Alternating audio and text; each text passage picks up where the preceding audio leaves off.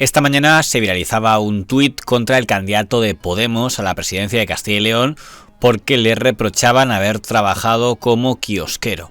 Es llamativo que el candidato en cuestión respondiera al tuit. Digo llamativo porque el ataque no lanzaba a un líder político relevante como podría haber sido el señor Mañueco o el candidato de Vox, etc.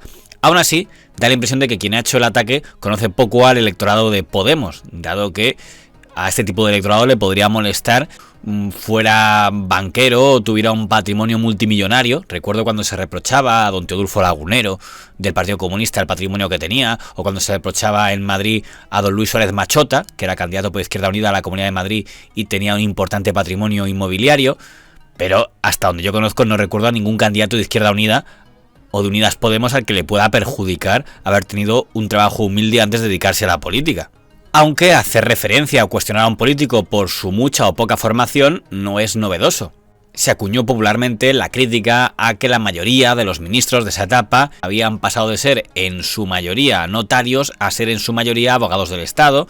Se hablaba entonces de los profesores no numerarios, los PNNs, hasta el punto de que cuando don Felipe González y el PSOE ganan las elecciones de 1982, don Pedro J. Ramírez, que entonces aparece como un fan del nuevo gobierno felipista, pone como algo positivo de que por fin no es un gobierno formado por numerarios y abogados del Estado. Lo que está pasando en España, me parece que está claro, como dijo el presidente Kennedy hace 20 años, que hoy la antorcha ha cambiado de manos. La antorcha ha pasado a manos de otra generación y de otro estilo de gente. Vamos a tener un gobierno en el que no va a haber ni abogados del Estado, ni notarios. Bueno, eso de todos modos habrá que verlo, no te adelantes porque eso habrá que verlo. O sea, tú eres muy idealista. ¿Estás muy cerca de los socialistas? Uno con el que más hubo comentarios despectivos era don José Luis Corcuera, al que apodaban el electricista porque venía de la política de haber sido electricista. Aunque es un hecho que el señor Corcuera, mientras fue ministro del Interior, logró contar con el respeto de las fuerzas y cuerpos de seguridad del Estado.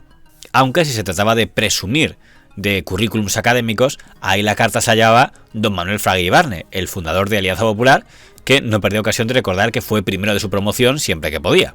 ¿Cuáles son nuestras biografías? Somos profesionales típicos de las clases medias, hemos estudiado en los institutos del Estado, hemos hecho nuestras carreras con matrículas de honor y nuestras oposiciones con número 1, ¿por qué hemos de avergonzarnos de ello? Parece ser que la presidencia del gobierno debía de haberse ganado por oposición y él tenía, al parecer, un currículum más importante. Aunque hay que decir que el señor Fraga Iribarne no ha sido el último político que ha presumido en pantalla de sus excepcionales notas académicas. Yo fui estudiante de izquierdas, siempre activo políticamente, hice 2 carreras como él y un doctorado. Terminé la carrera con 13 matrículas de honor y con premio extraordinario de licenciatura. Y soy profesor titular a tiempo parcial, exactamente igual que tú. ¿Cuántas matrículas tuviste tú, Maruenda? En mi caso, que acabé la carrera en 2004, aparecen 15 artículos, 5 contribuciones y un libro. Pero sobre notas, en 1980 se produjo una polémica curiosa, y es que en aquel momento el ministro de UCD, don Luis Gamir, recientemente fallecido, no podía presumir mucho de notas en el sentido de que el que había sido su profesor, don Carlos Olchaga, era un diputado de la oposición, es decir, del PSOE, e inevitablemente el hecho de que el alumno estuviera en el gobierno de UCD y su profesor estuviera en la oposición del PSOE dio pie a que tuvieran algún que otro choque parlamentario. Y esto no está bien que lo haga un ministro, y no está bien que lo haga especialmente si es un catedrático de política económica, porque yo conozco al señor Gamir desde hace mucho tiempo, tanto que el señor Gamir fue alumno mío cuando él estaba preparando las oposiciones de técnico comercial, oposiciones que, dicho sea de paso, sacó con el número 1 el señor ministro, exministro quiero decir, de Comercio, don Juan Antonio García Lier, ganándole, si ambos me permiten este símil, por varios cuerpos al señor Cándido. Y esto no lo digo por descalificar, por descalificar al señor ministro, porque yo no creo que haga falta ser un número 1 para ser un buen ministro, y tampoco creo que haga falta, y aquí hago un paréntesis para los políticos, distinguir entre el sentido de la balanza de pagos desde el punto de vista de la absorción o desde el punto de vista monetario para ser presidente del gobierno. Y estoy seguro que la mayoría de ustedes estarán de acuerdo, y sobre todo el señor Adolfo Suárez.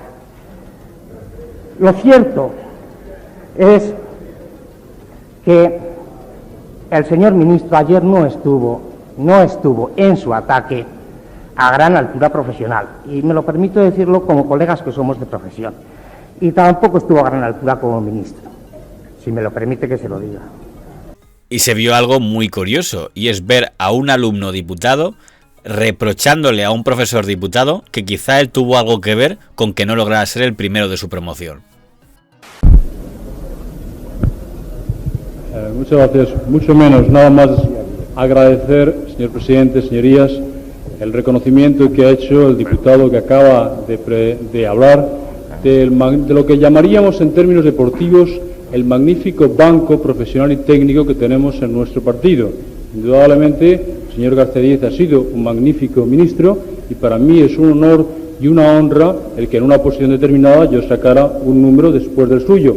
Yo no querría decir que en absoluto esto tiene que ver con el dato anecdótico de que mi profesor fuera el señor Solchaga. No querría en absoluto decirlo. Alguna otra persona podía pensarlo. Nada más, muchas gracias.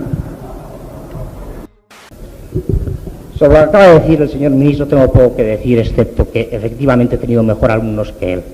Pero lo único que me preocupa no es que haya muchos buenos en el banco o en los bancos de la UCD, sino ese proceso que parece de deterioración y de mediocridad en la que está cayendo el gobierno, sustituyendo a números unos por números 6 o 7. En este país que hemos padecido todo tipo de ministros, y no sabe usted cómo los ha padecido el pueblo, ¿verdad? Y en este país que hemos padecido toda una mucho mayor cantidad de estudiantes, pretendientes, aspirantes de ministro, yo creo que el señor Gámez es el único caso en que siendo ministro sigue ejerciendo de estudiante, aspirante a pretendiente de ministro. Poco más que añadir.